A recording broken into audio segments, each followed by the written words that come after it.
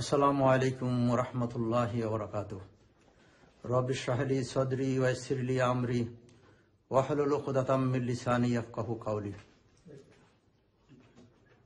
প্রিয় দর্শক শ্রোতা, আজকে বর্তমানে বাংলাদেশের সবচেয়ে বেশি আলোচিত বিষয়, যে বিষয় নিয়ে বেশি আলোচনা হচ্ছে, সেটা হলো তবলিগের দুই গ্রুপের মধ্যে সংঘর্ষ এবং এটা কিভাবে নিরসন, কিভাবে সমাধান করা যায়।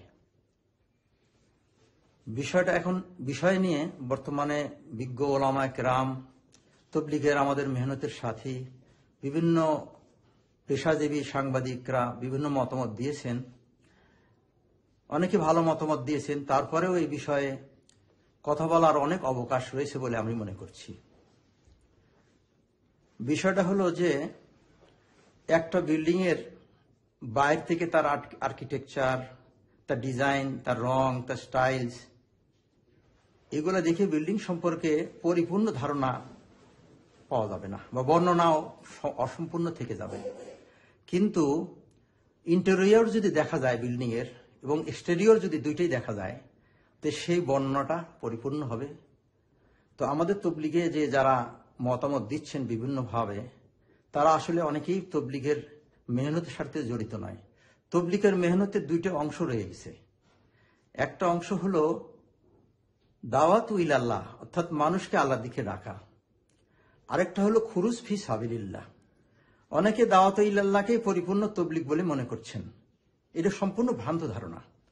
যতক্ষণ না তার মধ্যে খুরুজ ফি সাবিলিল্লাহ না থাকবে, দাওয়াতের মেহনতকে পরিপূর্ণভাবে বোঝা তার পক্ষে কখনো সম্ভব হবে না। তো এই জন্যে জনমনে যে এখন বর্তমানে প্রশ্ন রাখছে যে এই সংঘাত কতদিন চলবে, সংঘাত কেন আজ পর্যন্ত বলবৎ আছে, সমাধানের কি কোনো উপায় নেই?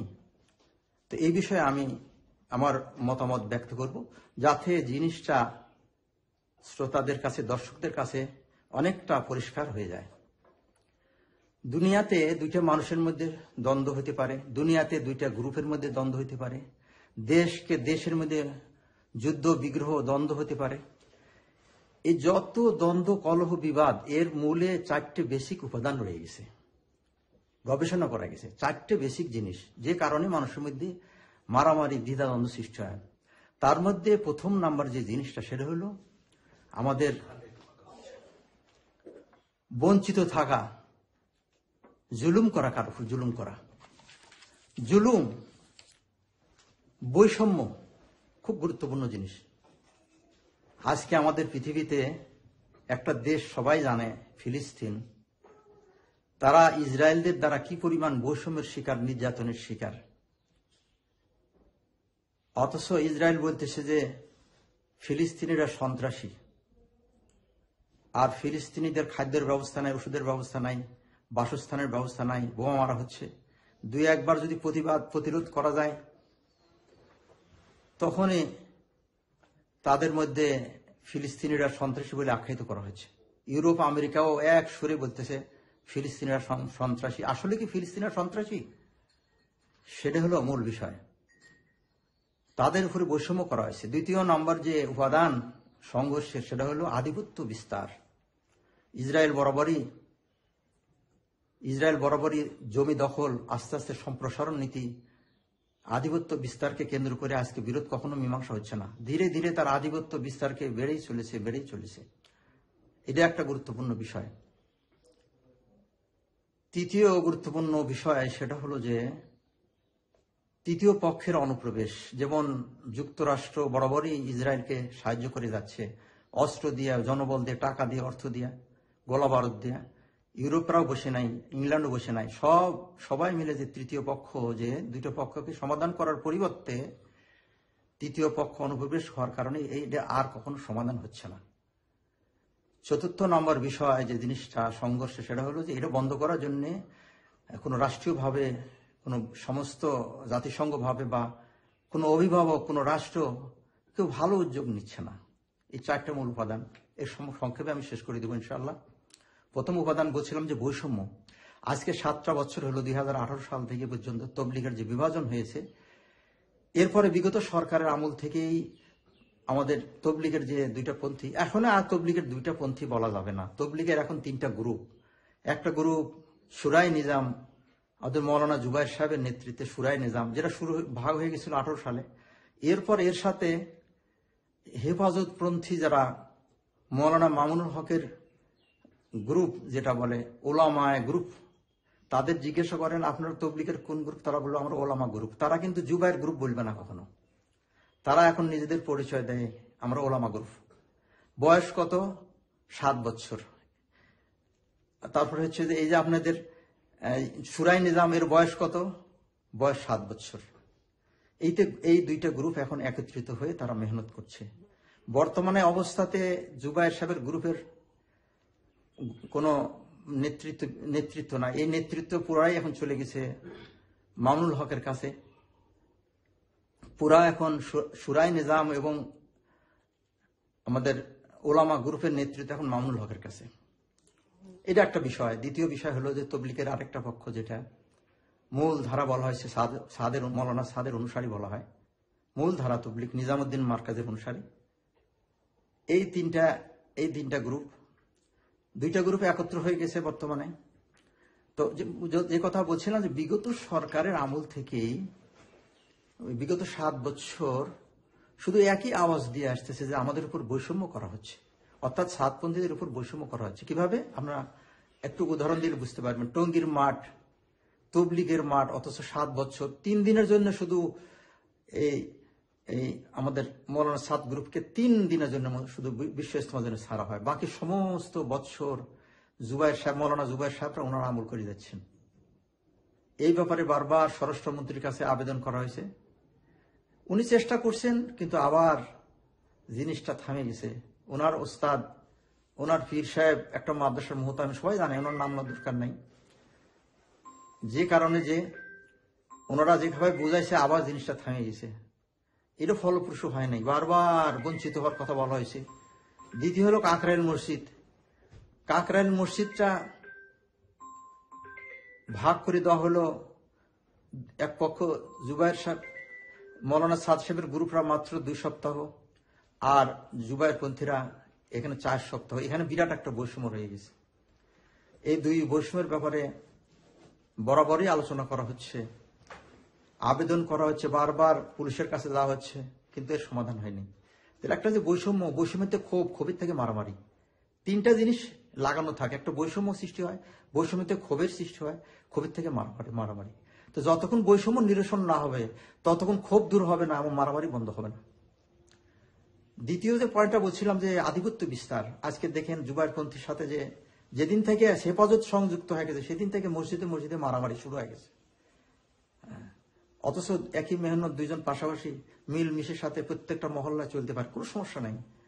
কিন্তু এখানে আধিপত্য বিস্তার, বাংলাদেশের তবলিগ হেফাজতের নিয়ন্ত্রণে চলবে ঘোষণা বহুতবার তারা দিছে। মৌলানা সাদ সাহেবের কোনো কার্য বাংলাদেশে চলবে, কত বড় জুলুম, কত বড় আধিপত্য বিস্তারের স্পর্ধা আপনি চিন্তা করে দেখেন। মসজিদে জামাত বের করে দেওয়া হয়েছে, বহুত মসজিদ থেকে জামাত, অনেক এলাকা আছে কাজই করতে দেওয়া হয় না। এই সাতপন্থীদের, মৌলানা সাতপন্থীদের কাজই করতে দেওয়া হয় না। এই যে আধিপত্য বিস্তার যেটা জিনিসটা, এটা বন্ধ না হওয়া পর্যন্ত তবলিগের যে মারামারি কোনোদিন বন্ধ হবে না। আর এই দুইটা ঘটনার সাথে আমাদের মৌলানা জুবাইর সাহেবের গ্রুপ এবং মামুনুল হক সাহেবের গ্রুপ জড়িত আছে। তৃতীয় নম্বর যে জিনিসটা আমি বলছিলাম যে থার্ড পক্ষের অনুপ্রবেশ। থার্ড প্রবেশ তো এখন স্পষ্টই হয়ে গেছে, আমাদের হেফাজত হল থার্ড পন্থ তবলিগের। তারা বিভিন্নভাবে, আপনি বিগত মিটিংগুলা দেখেন, এই যে পরশুদিন যে মারামারি হলো টঙ্গীর মাঠে, এরপরে যে যত মিটিং সরকারের সাথে দেখবেন, জুবাইর সাহেবের কোনো প্রতিনিধি নাই সেখানে একক মামুনুল হকের সাহেব এবং তারা হেফাজতের সব নেতৃবৃন্দ, যত মসজিদ থেকে মিছিল মিটিং বাই করা হচ্ছে। এখন তো একটা কথা বলা হচ্ছে যে সাদ সাহেবের কোনো কার্যক্রম দেশে চলবে না। কত বড় জুলুমের কথা! দিনের মেহনত করতে দেওয়া হবে না, তালিম করতে দেওয়া হবে না, মসজিদে আমল করতে দেওয়া হবে না। এটা তারা চূড়ান্ত একটা পর্যায়ে চলে গেছে। এটা হলো আধিপত্য বিস্তারের বিষয়, যেটার সাথে পলিটিক্স জড়িত রয়ে গেছে।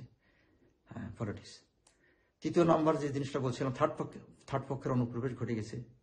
যেমন ইসরায়েল আমেরিকার অনুপ্রবেশ বাংলাদেশে, সেরকম তবলিগের মধ্যে স্পষ্ট হেফাজতের অনুপ্রবেশ। সমস্ত মিটিং মিছিল দেখেন শুধুমাত্র হেফাজতের লোকগুলা।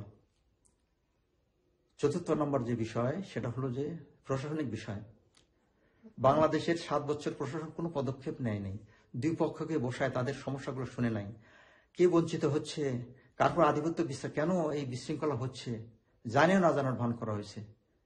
মাঠকে সমানভাবে ভাগ করে দেওয়া হয়নি, কাকরাইলকে সমানভাবে ভাগ করে দেওয়া হয়নি। প্রশাসন বারবার ব্যর্থতার কারণে আজকে বাংলাদেশের সমস্যাগুলো সমাধান হচ্ছে না। এই 4টি মূল বিষয়, এই 4টে মূল বিষয়ের কারণে আজকে বাংলাদেশের তবলিগের সমস্যার সমাধান হচ্ছে না। তো এখন সমাধান কিভাবে করা যায়, যে বিষয়ে আমি মতামত দিতে চাচ্ছি সেটা হলো খুবই সহজ, খুবই সহজ। একটা চিঠির মাধ্যমে বাংলাদেশের সমস্ত ফেতনার আগুন নিভে যাওয়া সম্ভব। সেই চিঠিটা হলো প্রশাসনের পক্ষ থেকে টঙ্গীর মাঠকে এক মাস করে মৌলানা জুবাইর সাহেব 1 মাস ব্যবহার করবেন, মৌলানা সাদ সাহেবের গ্রুপ 1 মাস ব্যবহার করবেন। এই 1 মাসের মধ্যে তাদের জোর ইজতেমা যত প্রোগ্রাম তারা করবেন, কোনো সমস্যা নাই। সরকারের কাছে পারমিশন নেওয়ার জন্য পুলিশের কাছে জিজ্ঞেস করতে হবে না, পুলিশ গেটে দাঁড়ানোর প্রয়োজন নাই, কারণ এই মাস তাদের জন্য নির্ধারিত। এই মাস সমস্ত তাদের প্রোগ্রাম তারা করবে। 1 মাস মৌলানা জুবাইর সাহেবের গ্রুপরা সমস্ত কাজ করবে। গেটে কোনো পাহারাদারের কোনো প্রয়োজন নাই, আলোচনাও হওয়ার দরকার নেই, পারমিশনের দরকার নাই। সেইভাবেই যদি আমরা কাকরাইল মসজিদটাকে আমরা যদি মাস ভাগ করে দিতাম, 1 মাস এই পক্ষ, 1 মাস ওই পক্ষ, 1 মাস এই পক্ষ, সুন্দরভাবে এই সমস্যার সমাধান হয়ে যেত। আর একটা পরিপত্র সরকার থেকে নির্দেশ জারি থাকবে যে কারো কাজে কেউ হস্তক্ষেপ করতে পারবে না। সমস্ত দেশের মধ্যে তবলিগের মেহনত মসজিদে মহল্লায় কেউ কারো কাজে কোনো বাধা দিতে পারবে না, স্ব কাজ সুন্দরভাবে আঞ্জাম দিয়ে চলবে। তো এখন আসলে সমাধান তো প্রশাসনের হাতে রয়ে গেছে, প্রশাসন এই পর্যন্ত করে নাই। এখন নতুন প্রশাসনের কাছে আমরা আবেদন করছি, আপনারা এই বিষয়ে মনোযোগ দেন। সমস্যা দিয়ে রেখে লাভ নেই, সমস্ত ইসলামের ক্ষতি, দিনের ক্ষতি, লোক বলের ক্ষতি। আর লাভ হচ্ছে একজনের লাভ হচ্ছে, লাভটা হচ্ছে হেফাজতের। যত তবলিগকে ধ্বংস করা যায় তত হেফাজতের কল্যাণ রয়ে গেছে এখানে। তো এই জন্য আমি শুধু দর্শক শ্রোতাদের কাছে বিষয়টা পেশ করলাম যে সমস্যার 4টে বিষয়, যে কারণ আর সমাধান খুব সহজ। একটা চিঠি, শুধু দুইটা জায়গাকে ভাগ করে দেন, আর সমস্ত মসজিদগুলো সুন্দরভাবে কাজ করার জন্য খুলে দেন। জনগণের কোনো চিন্তা করার প্রয়োজন নাই। তবলিগ আবার আগের ভাব ভঙ্গিমায়, আবার মর্যাদা আভিজাত্যে তবলিগ সুন্দর মানুষের কাছে আবার দাওয়াতের কার্যক্রম সুন্দরভাবে চালিয়ে নিয়ে যেতে পারবে বলে আমার বিশ্বাস। এ বলে আমি আজকে আমাদের বক্তব্য শেষ করছি। বিরহমাতিকা ইয়া আরহামুর রাহিমিন।